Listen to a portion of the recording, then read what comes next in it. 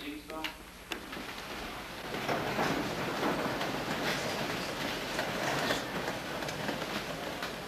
On Sunday, January 20th, Soviet security forces, actually cowardly thugs posing as soldiers, attacked the Interior Ministry of the duly elected government of Latvia. Thus, on this dark and bloody night, 1 week after the Sunday massacre in Lithuania, and 5 days after Robert Murnieks was killed by these same black berets, 4 more victims were added to the list of Baltic freedom fighters who gave their all in the defense of liberty. We are here tonight to mourn and commemorate their sacrifice and to pledge our continuing support for the just cause of freedom and self-determination in Estonia, Latvia, and Lithuania. It is not inappropriate here to quote one of the greatest Americans who said at another memorial occasion, but in a larger sense, we cannot dedicate, we cannot consecrate, we cannot hallow this ground. The brave men living and dead who struggled here have consecrated it far above our poor power to add or detract. The world will long remember what we say, but it can never forget what they did. It is for us the living, rather, to be dedicated here to the unfinished work which they have thus far so nobly advanced. At this time, the United States is at war against another bloody tyrant in a different part of the world, and while there are some who feel that the present administration is not doing enough to support the Baltic cause, it is important to remember that the 45-year-long struggle known as the Cold War was actually won by the United States and the freedom-loving people of Eastern Europe, and not ended as a gift of goodwill to the world by the Nobel Peace Prize-winning communist dictator in the Kremlin. The honor roll of Estonians, Latvians, and Lithuanians who gave their lives in Korea and Vietnam, those who served between the wars, and those now in the Gulf, is very long. Let us also remember them and the flag they serve. Ladies and gentlemen, the Star-Spangled Banner.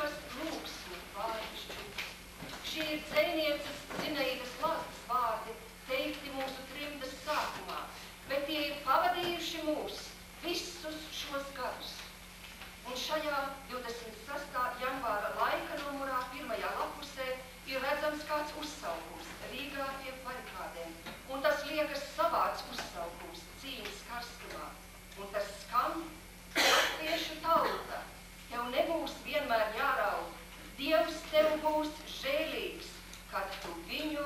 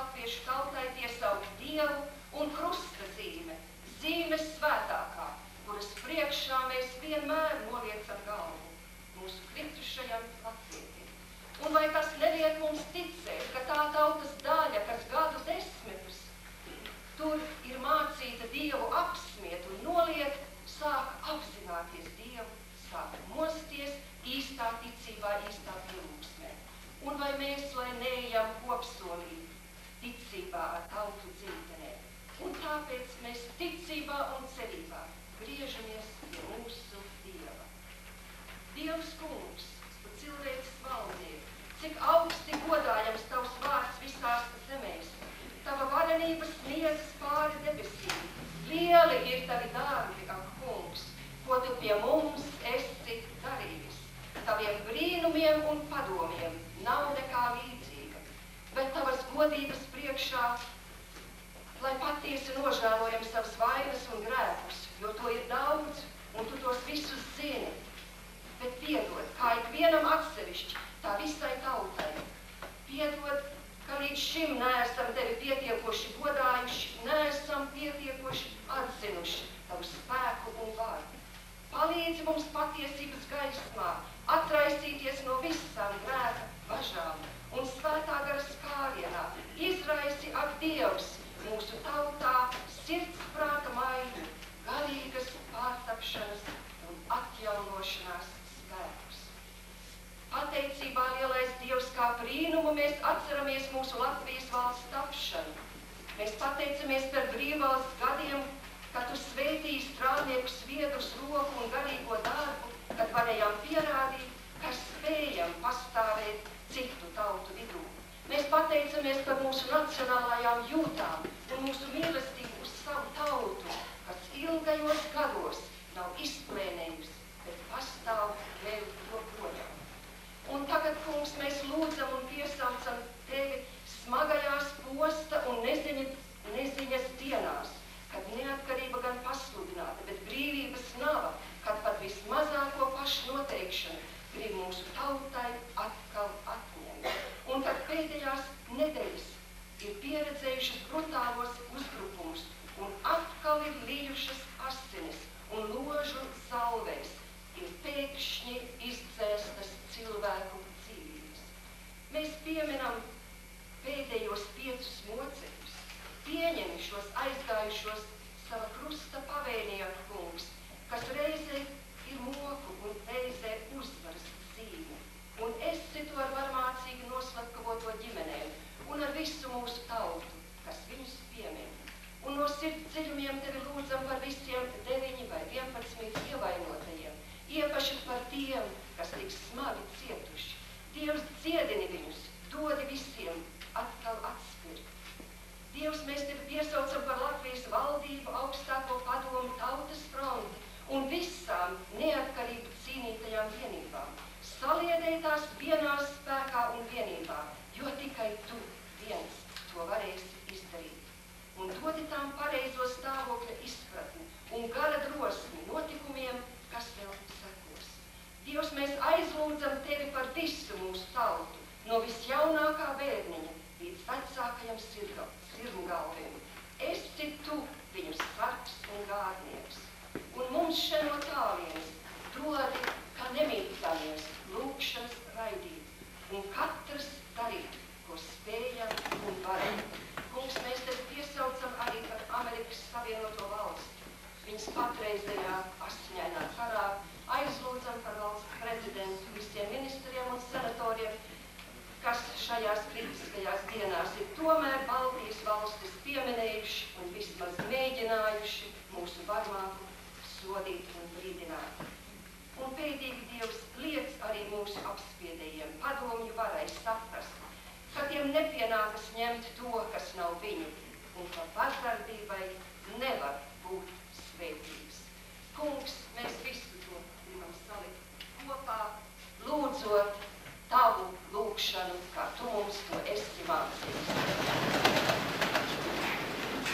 Mūsu Tēvs debesīs, svētīts lai būtu tavs vārds, lai nāk tavu valstību, tavs prāts, lai notiek kā debesīs, tā arī virs zemes.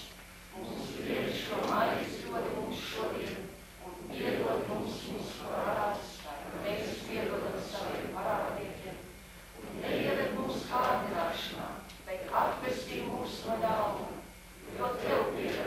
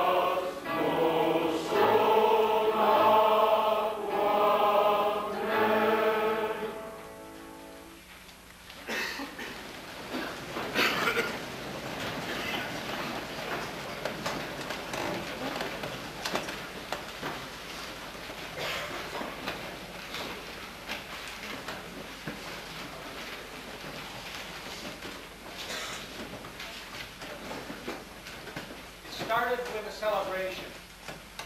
On May 4, just 9 months ago, there was dancing and singing in the streets of Riga. On that day, the duly elected Democratic Parliament of Latvia, by more than a 2/3 majority vote, redeclared Latvia's independence. That independence had been usurped 50 years earlier, when in 1940 the Soviet Union occupied and forcibly and illegally annexed Latvia pursuant to the secret non-aggression pact between Stalin and Hitler. Lithuania and Estonia had suffered the same fate in 1940 and had also redeclared their independence in March of last year, again by their duly elected parliaments. By their action, the parliaments of Latvia, Lithuania, and Estonia did nothing more than lay claim to the independence that had been illegally seized by Joseph Stalin and the Red Army. To this day, the United States does not recognize that annexation. We also celebrated with singing and dancing in Chicago on May 4. But despite the joy, we were cautious. We recognized and understood that just as in 1918, a declaration of independence does not bestow actual independence. Our fervent hope was that, despite being an occupied country, independence could be reclaimed through diplomatic negotiation without resorting to confrontation and bloodshed. Our concern was well-founded. Despite Gorbachev's reluctant acknowledgement that the annexation of the Baltics was illegal, he rejected any negotiations on independence. Instead, he set out on a well-planned and calculated course of action to force the Baltic republics back into the stranglehold of the Soviet Union through use of military force and bloodshed. He wants to repeat 1940. To that, the Latvian people have said no.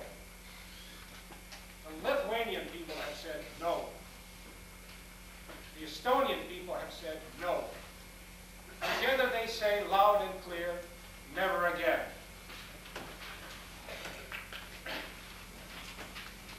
Lithuania and Latvia have paid a price for their pursuit of freedom.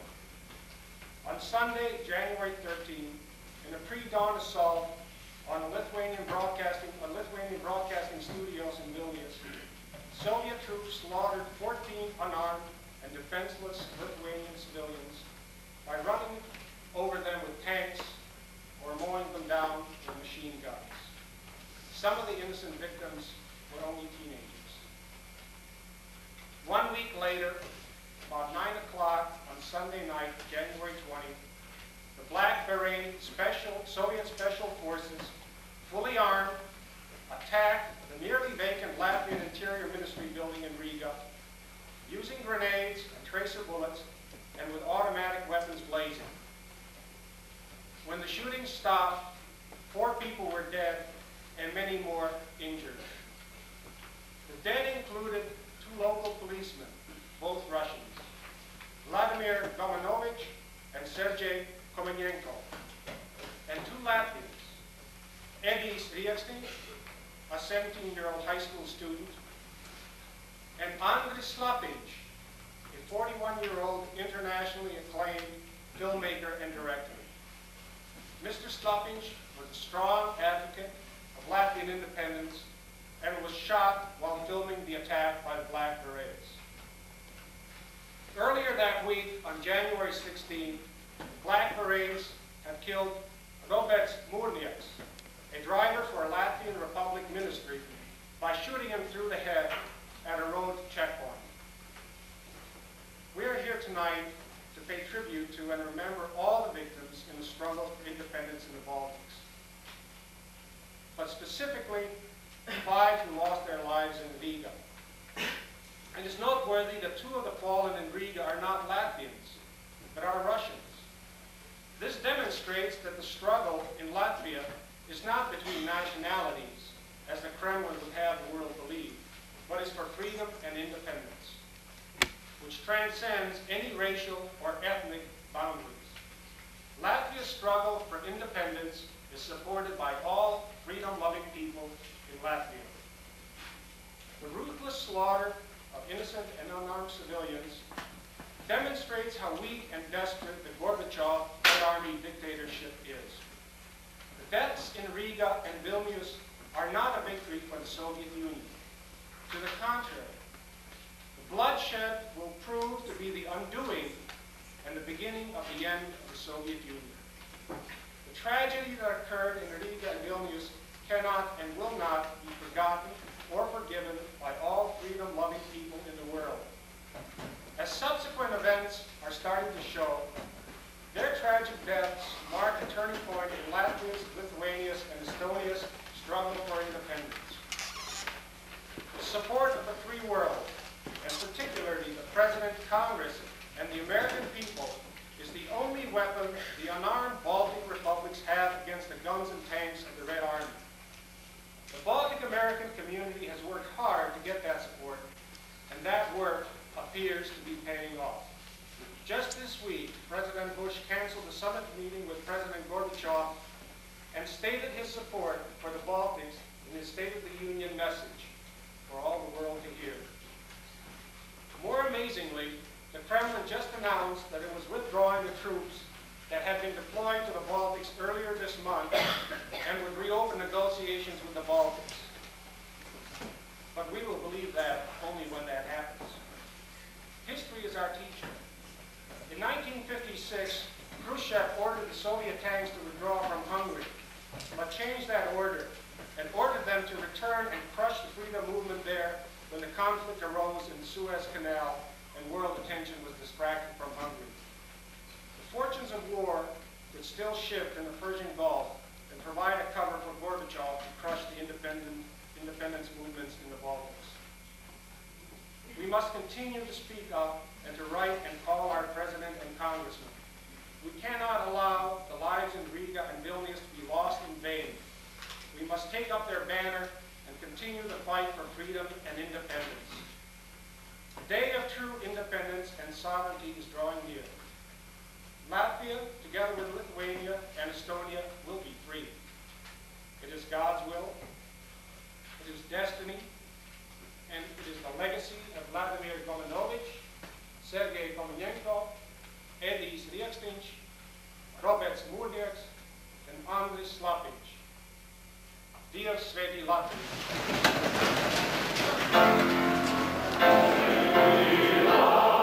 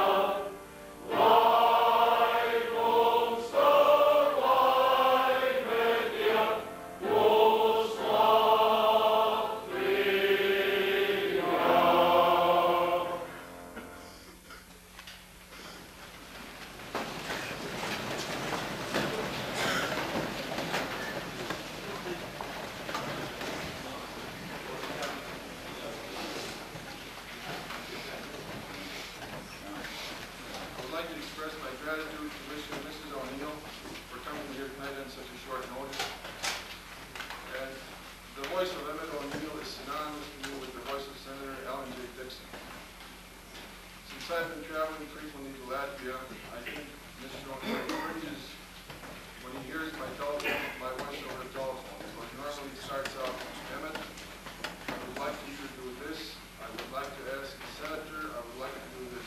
Hardly ever have I gotten a negative response. They've always done their best. And their best in most cases was plenty and then some.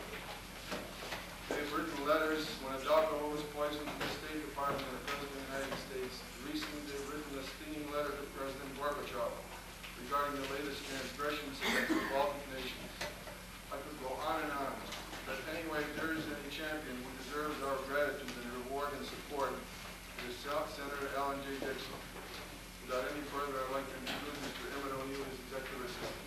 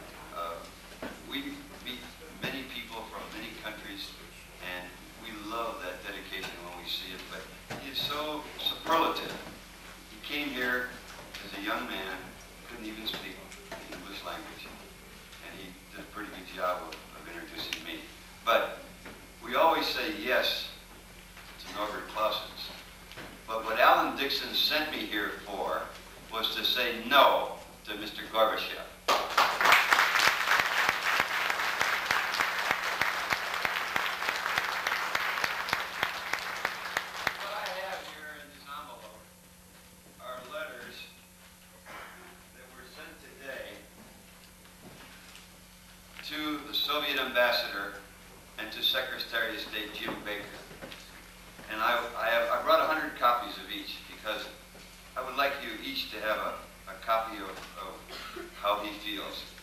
But basically what he said to me, talking to me on the phone, was, Emmett, CNN, the world picture is on the Persian Gulf.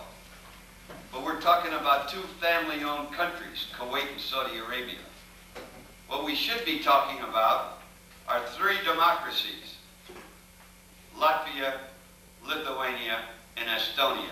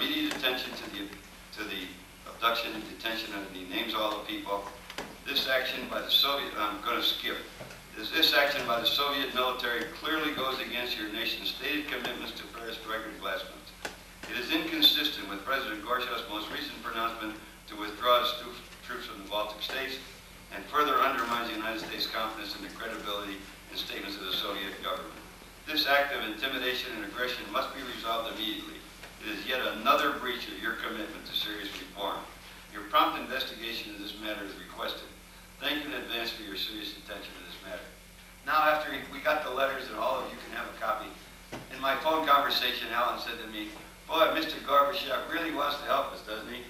You know, he's going to stick with us in our coalition, and he's going to do this and do that. But what does he want? Quid pro quo, quid pro pro.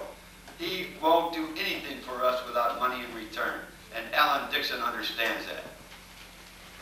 Mr. Gorbachev is a phony, and every other member of the Soviet government, of which he's already lost his power, is a phony. Now, before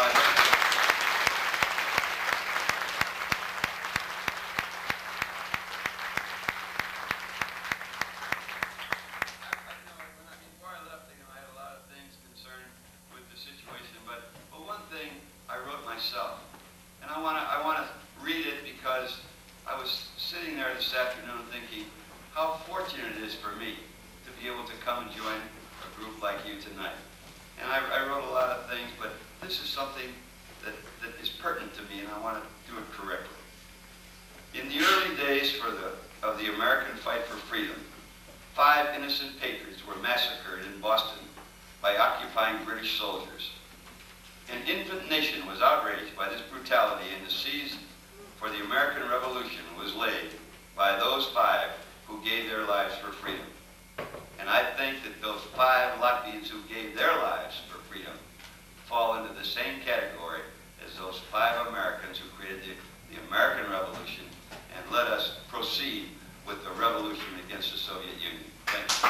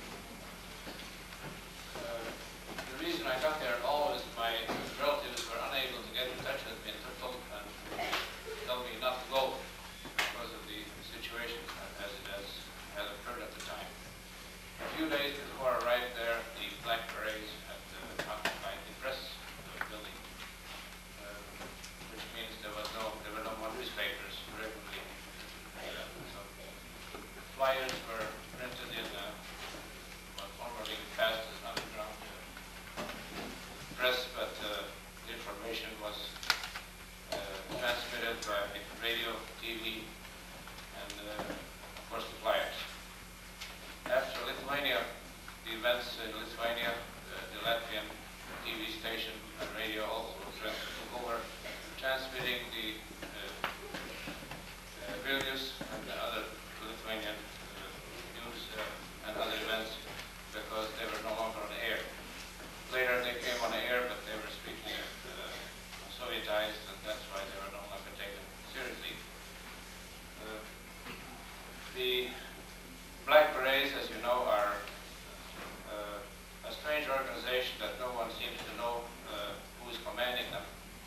From Gorbachev on down, the generals can say we never told them to do anything, so they must have just decided on their own. The most reliable information is that the mayor of Riga, which is communist installed Rubiks, he is in charge of them all and he tells them what to do. They're well armed with AK-47s. They use dum-dum ammunition, which has the disadvantage of not penetrating 4 or 5 individuals at one time, but it certainly does more damage to those whom they hit. They also have tracer bullets, which show very spectacularly at night, probably to frighten people. Now, Mr. Munix was the first one who was shot, and crosses that were placed at the point where he was injured next day were removed. But the Black Berets do their dirty work at night. They sometimes even wear black stocking caps like other criminals. We were advised that if to recognize them in civilian clothes in these days, that their haircuts are shorter, and they have the glazed look of the eyes and the drugs and the alcohol that they get. We were told that they are issued 250 cc's of alcohol, not vodka, but alcohol, before such mission like in Lithuania or Latvia. The lifestyle in Riga had started with the barricades.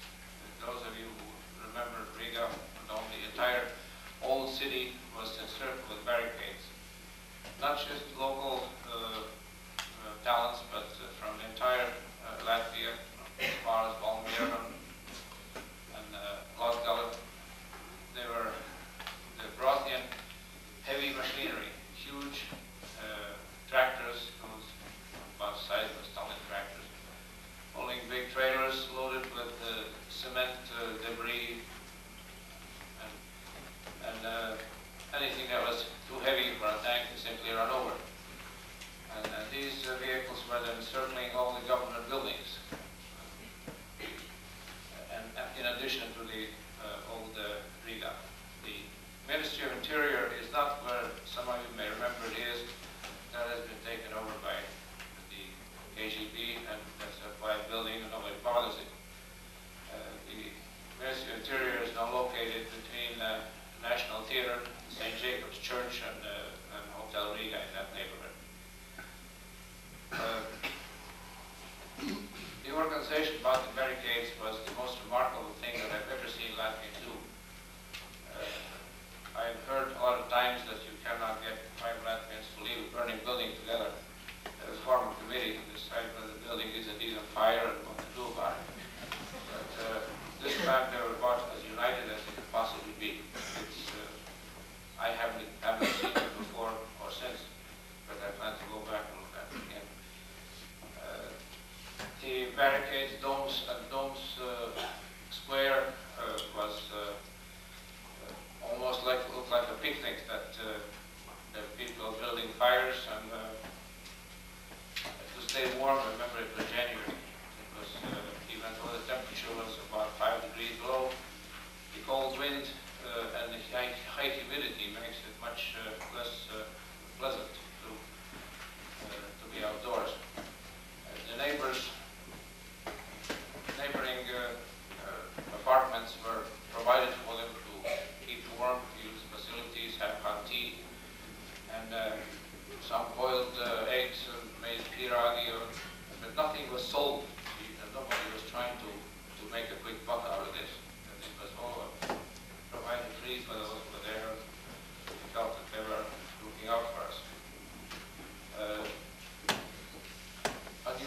large pieces of granite were moved. I don't know how they did it, but for instance, 2 blocks, granite blocks would cross one of Riga Street, so that you had to turn sideways to get through them. They were about as high as a man.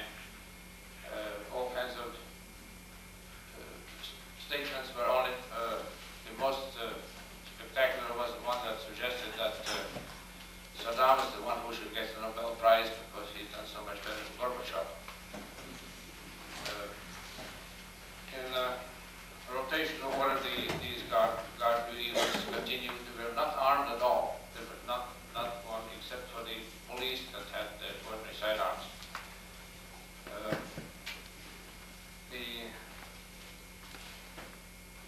On the 20th of June in the evening, the date was quite uneventful. But in the evening, we had to go to the television station, but we didn't make it because the ambulance was supposed to pick us up, didn't take us. I was accompanied by Mrs. Chapera from Arlington Heights. She is a surgical nurse without a lot of surgery over there could not be done. They couldn't pick us up, so we just roamed around and looked at what happens, and then shooting started. The tracer bullets were, as I said, ricochet, make things very spectacular. Every once in a while, somebody shouted who possibly injured. But at one moment, which we thought was quite the only funny moment at all, was that the screen on TV went completely dark, but then the depth came a heavy Russian maternal statement, which livened us up a little bit, but we knew who was doing what. The injured were taken to Zaitsal, which is an island in the middle of Riga, which is well protected, and the first aid was given there, as well as inside the church, the domed church. We had a minor operating room there. Unfortunately, when Mr. Sloppage got there, all that we done is the sheet that we pulled over his face. He had two slugs in his head. Considering that the automatic fire was continued for approximately half an hour, that only 4 people are injured is remarkable. I don't know whether it is true, but the Interior Minister himself, who had left town before that, had advised the militia, who were only to put out the fort, not to resist any attacks, which is probably why only, I say only in quotation marks, 4 people got killed. So there's no resistance was offered. The night was kind of uneasy because we did not know what was happening. We cannot believe the Russians. If anything, by Russians I mean the communist Russians. We cannot believe whatever they say is most likely the opposite is to be true. They were told that they had moved out of Ministry of Interior, but they had moved into a building next door so that any time they felt like it, they could come back in. They had torn up, just vandalized the interior there, but nothing was burned down, so we hope that it will stay. During the next day, the tapes that depicted all this were replayed. A Swedish, Finnish journalist was stopped at his camcorder. He was beaten up. He was shown on TV. But the medical assistance was remarkably satisfactory. One of the men was injured more severely. He had a smashed kidney, half of his liver had to be removed, and additional injuries. On the way back, he had to stop and get some medications for some antibiotics for it. Our biggest concern when we left behind was that if the Soviet Union indeed is on its way down, the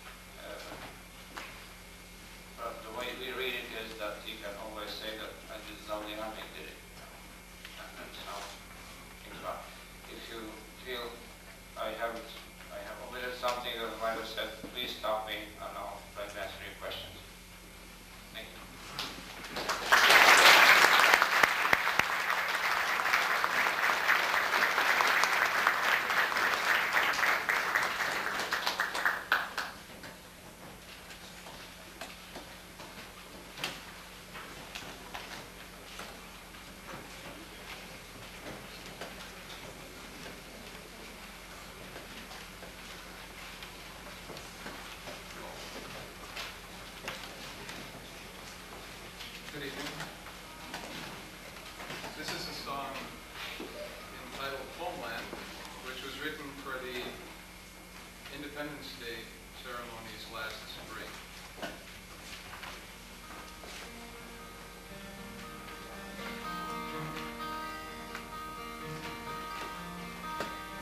I have a homeland, a country dear to me.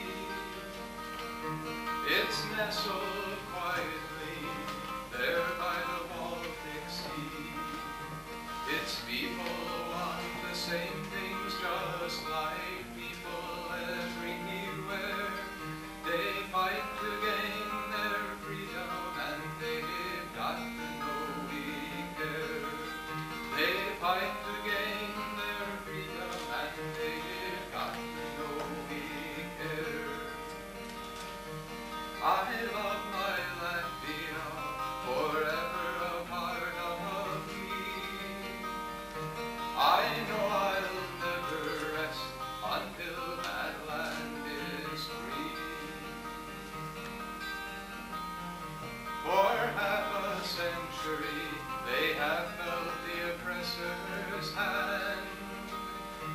A failing communism has raped our beloved land, and we will not forget this, no, and we won't fade away.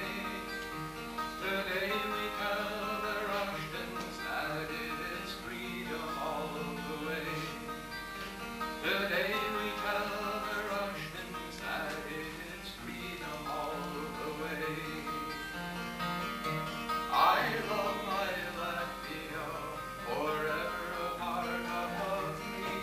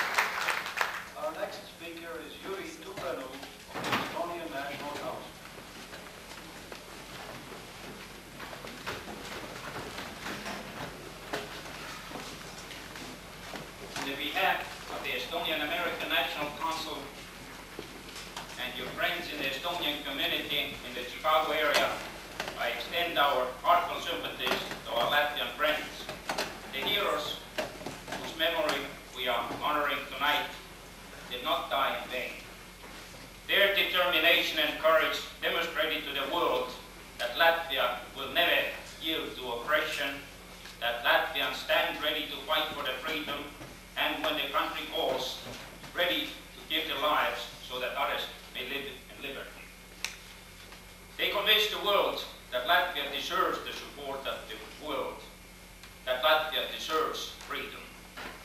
Because of these heroes, the world has changed. Because of these heroes, the Baltic countries are closer to the hour of their independence. Let us hope that Soviet tyrants finally realize that further brutal acts of aggression will only bring a quicker and more painful death to the evil empire. Let us hope that they finally realize that Latvia has never ceased and will never cease to give birth to sons and daughters who are determined to be masters of their own land and who have the courage to valiantly fight for this noble cause.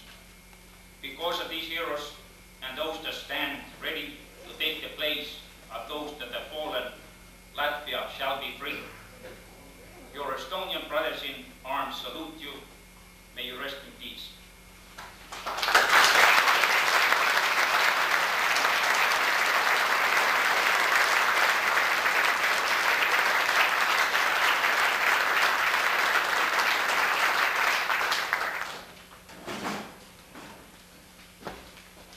Our next speaker is one of the driving forces behind the Lithuania hotline.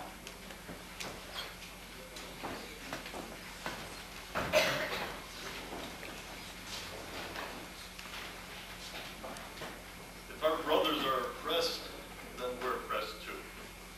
If they hunger, we hunger too. And if their freedom is taken away or challenged, ours is too. It is our responsibility not to remain silent. It's our responsibility and our duty to act as Americans.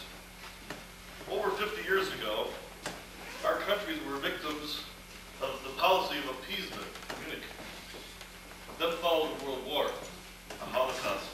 Then followed the horrors of occupation, deportation, brutal oppression. No one can forget. Then followed Hungary and Czechoslovakia. We're not going to forget that either. And then almost magically, the Soviet Union began to unravel, and they in the Soviet Union managed to call that glasnost and perestroika. It was really an razgal in Soviet, that is, unraveling. But it did breathe hope into the freedom movements. Now this is 1991. Mr. Bush is in an unwittingly unholy matrimony with Gorbachev, the Nobel War Prize winner. Mr. Bush feels the need to progress with Gorbachev toward a new world order. The problem is, Mr. Bush is looking at the world through the eyes of American history. Mr. Bush has stated that the U.S. is the only nation in the world capable of shouldering the responsibility for freedom. But the eyes he's looking into are Soviet. Unemotional, dogmatic, the historical eyes of the expansionist grandmasters from Peter the Great, Catherine, the Tsars, Lenin, Stalin, Khrushchev, and the teacher Brezhnev. Mr. Gorbachev is a new order of the Soviet Union. He's putting what Mr. Bush sees as 1,000 points of light into what the world sees as 1,000 phosphorescent tracers of death killing our people in Riga and in Vilnius. Baltic Americans, are we here going to let freedom die because we didn't act? We know Mr. Gorbachev's motives are to resurrect his flanks at the expense of the Baltic states and at the expense of Baltic freedom. We must show Mr. Bush what's behind those eyes. What Mr. Bush sees as perestroika, what Mr. Bush sees perestroika as being is the relaying of oppression and an opportunity for freedom's evolution. What Mr. Gorbachev saw perestroika as was the salvation of a drowning system by putting the social burden on the West for recapitalizing, restructuring, reviving, and preserving the Soviet core. What Mr. Bush saw as a whole new opportunity for forging ahead with unprecedented alliances, as in Kuwait, Mr. Gorbachev sees as unilateral U.S. disarmament by diversion of military resources, their depletion, the exposure of our strategies, and an inside look at our hearts, while he risks not a single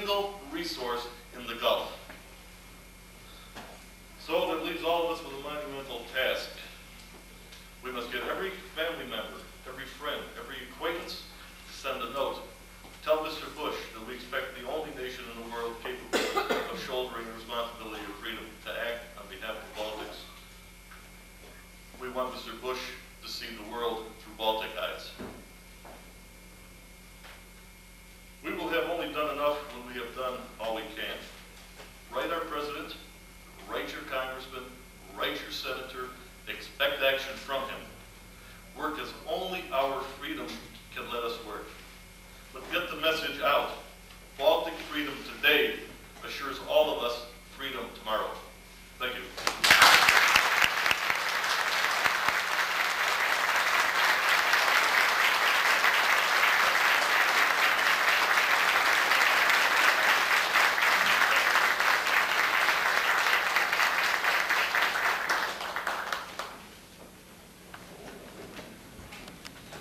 Independence and democracy. These are words with which we have grown up living here in the United States. Our parents, our school, our society have repeatedly enforced the importance of the ideas represented by these words. Independence allows us to make free decisions and participate in the course of our nation. These words provide this country with the ability to enjoy a high standard of living, freedom of speech and of press, to name a few. These are words for which people go to war and give their lives. As a young American, I know the meaning of these words because I live in a society that embraces these ideas. As a young Latvian, however, I know that there are people in the world, people of my nationality, who have never experienced the true meaning of democracy and independence. And as a young Latvian American, I am mourning for those who are giving their lives for freedom. Young Latvian Americans are currently fighting in the United States Armed Forces in the Persian Gulf. And other young Baltic Americans with no uniforms and no armed forces behind them are fighting for independence in Latvia, Lithuania, and Estonia, alongside other Balts. The young men and women fighting in the Persian Gulf War are bravely defending the ideas of independence. And while they may not know the country or peoples who they defend, they are still doing their best to free the world from dictatorial and oppressive rule. The people of the Baltic countries, Latvia, Lithuania, and Estonia, are fighting for democracy and independence in their countries. Schools and university classes have been canceled in the last weeks as students, young Latvians, have turned to the streets to defend the government buildings and persons who have taken the first steps towards democracy and independence in their countries. Young men are protesting the requirement to serve in the Soviet military, the occupiers' armed forces. During a time that for many of the young Americans is filled with first dates, parties, colleges, and friends, the young people in the Baltics are defending what they believe to be their right, freedom. And while they do not have the weapons that are available in the Persian Gulf, they fight for their independence nonetheless. They have no F-15s, no B-52 bombers, and no Patriot missiles.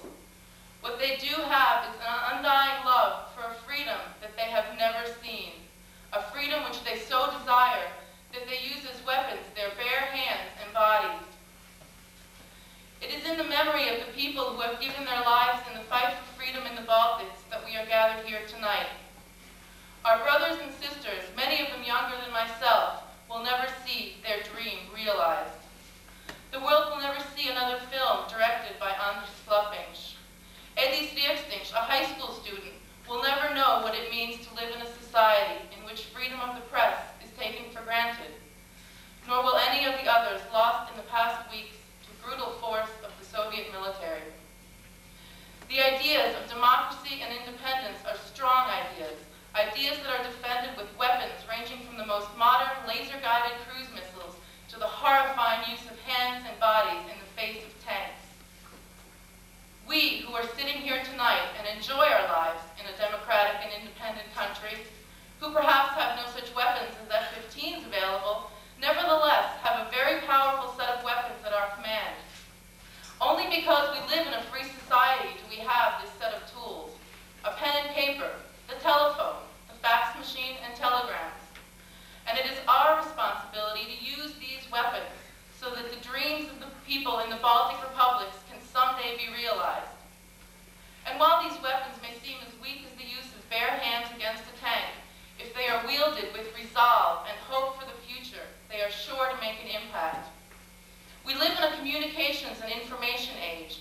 We must communicate our demands for the support of independence movements in the Baltics to our government representatives.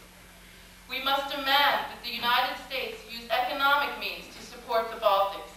Economic benefits to the Soviet Union should be postponed or canceled, including most favored nation trading status, membership in the IMF and the World Bank, and agricultural credits.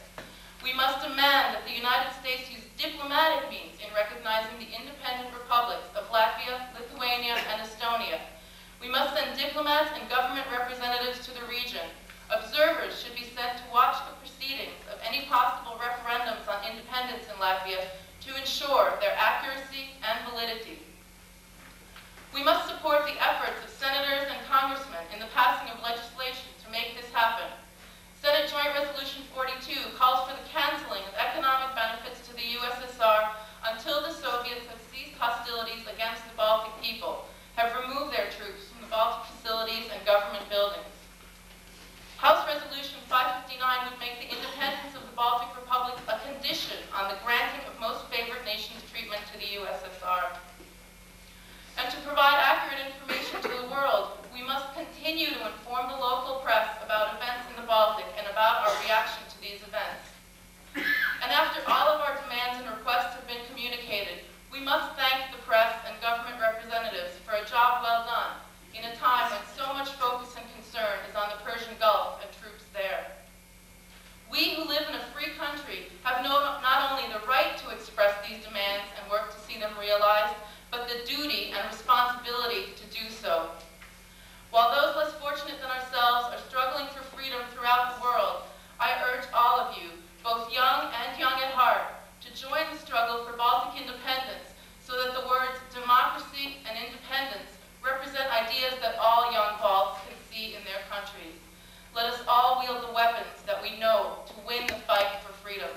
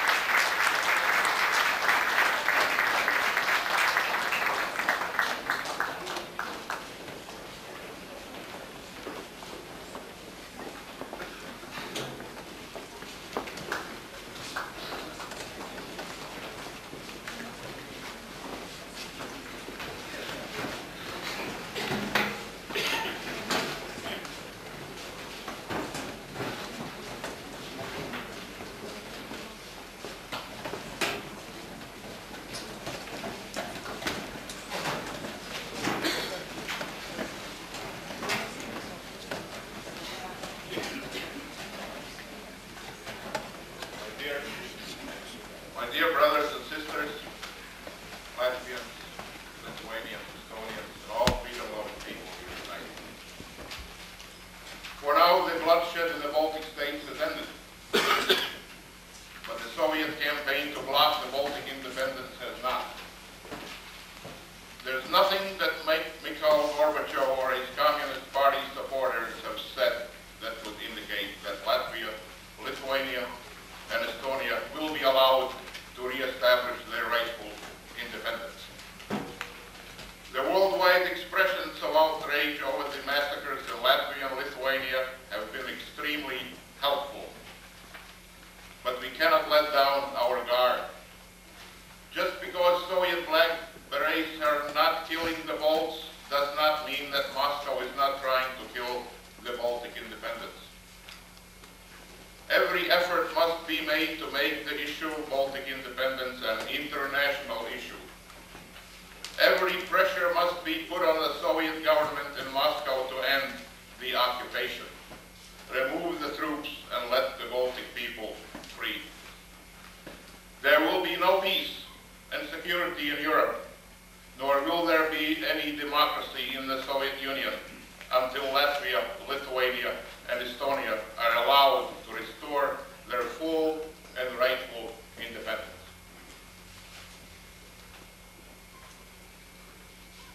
Līdz ar šo mēs noslēdzam šo Piemiņas vakaru. Mums ir ko sērot. No mums ir zuduši labi ļaudis, nevainīgi ļaudis, filmu operators, kas krita tāpēc, ka viņš vēlējās iemūžināt melno bereša grēkus pret latviešu tautu. Jauns zēns, kam gadījās būt sliktā laikā, sliktā vietā.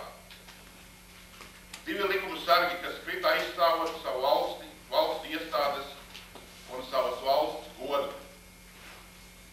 Bet vai tāpēc, ka mums šobrīd sāp sirds vai par pazaudētiem tautas brāļiem, vai tāpēc mēs ļausim nolaisties rokām, vai tāpēc apklusīs mūsu balsis, vai tāpēc samazināsies mūsu vēlēšanās un cerības? Protams, ka nē. Viennozīmīgāki, noteikti, neapšaubāmi nē. Mēs, Čikāgas baltieši, varam lepoties ar to, ka mēs šajā asiņainā krīzes laikā, ko mēs esam sasnieguši. Nav daudz latviešu saimju Amerikā, kas ir varējušas turēties mums līdzi informācijas izplatīšanā, kongresa un preses apzināšanā, demonstrāciju rīkošanā. Gods lai katram latvietim un Latvijas draugam, kas pēdējās nedēļās ir upurējis savu laiku, savu spēku, savu naudu, savus līdzekļus, lai stāvos tautas nākotnes ierindniekos. Bet mums jāturpina šī darbība. Čikāgas karstā līnija ir neatvietojams informācijas avots, un arī šobrīd Latvijā situācija šķiet nomierinājusies. Šis avots nedrīkst apsīt. Ja mūsu kongresa pārstāvji šodien zina, ko par Baltijas situāciju saka viņu vēlētāji, tad rīt varbūt viņu uzmanība pievērsīsies kam citam. Mēs nedrīkstam ļaut viņiem aizmirst, ka no Baltijas šodien tika izvilkta tikai sīka armijas daļa, un ka joprojām tūkstošiem okupācijas zaudētu atrodas mūsu valstī. Ja vakar prese bija pilna ar ziņām no Latvijas, tad rīt varbūt viņa būs tukša. Turpināsim rakstīt, turpināsim zvanīt, turpināsim runāt un turpināsim darboties. Jo vienu mēs nedrīkstam aizmirst. Mēs pēdējās nedēļās esam cīnījušies un labi cīnījušies. Bet vai Latvija tagad ir neatkarīga? Vai mūsu tauta ir sasniegusi savas pašnoteikšanās un brīvības tiesības? Nē. Un tāpēc mēs nevaram rimties, nevaram uzsist sev uz pleca un teikt, ka darbs ir padarīts. Tas nav padarīts. Ņemsim spēku no tā, ka par spīti tam, ka padomju karaspēks mūsu Latvijā ir žvadzinājis savus zobenus un ripinājis savus tankus. Mūsu tautas brāļi un māsas nav atkāpušies no savām pozīcijām ne par vienu aktu un sprīdi. Latvijas neatkarības kustība virzās uz priekšu. Lai Dievs dod, ka mums nepietrūks spēka, šai kustībai turēties līdzi. To pieprasa mūsu kritušie tautas varoņi, to pieprasa mūsu valsts un tautas nākotne. Tev mūžam dzīvot Latviju!